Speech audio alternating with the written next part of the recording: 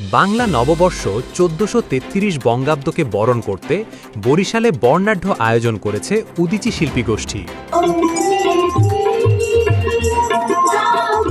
পহেলা বৈশাখের ভোরে নগরীর ব্রজমোহন স্কুল মাঠে দিনব্যাপী সাংস্কৃতিক অনুষ্ঠানের মধ্য দিয়ে উৎসবের সূচনা হয়। আয়োজকরা জানান, ভোর ৭টায় প্রভাতী সঙ্গীত ও নৃত্যানুষ্ঠানের মাধ্যমে অনুষ্ঠান শুরু হয়। এছাড়া কচিকাচাদের কবিতা আবৃত্তির আয়োজন করা হয়। বাংলাদেশ মাম চির মনোরম চিরবন্ধু বুকে নিরবধ। সকাল ৭টা ৩০ মুক্তিযোদ্ধাদের সংবর্ধনা প্রদান করা হয়। এরপর সকাল ৮ ঘটিকায় বের হয় বর্ণাঢ্য বৈশাখী মঙ্গল শোভাযাত্রা।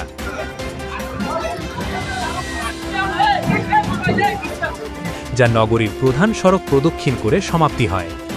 নববর্ষ উদযাপন উপলক্ষে বিএম স্কুল প্রাঙ্গণে ৩ দিনব্যাপী বৈশাখী মেলারও আয়োজন করা হয়েছে। মেলায় গ্রামীণ ঐতিহ্যবাহী পণ্য, হস্তশিল্প ও বিভিন্ন লোকজ সামগ্রী প্রদর্শন ও বিক্রির ব্যবস্থা করা হয়েছে। এবারের বর্ষবরণ অনুষ্ঠানে উদীচীর পাশাপাশি বরিশাল নাটক সহ বিভিন্ন সাংস্কৃতিক সংগঠন অংশ নিচ্ছে। এছাড়া নগরীর বরিশাল চারুকলা প্রাঙ্গণেও নানা সাংস্কৃতিক আয়োজনের প্রস্তুতি নেওয়া হয়েছে।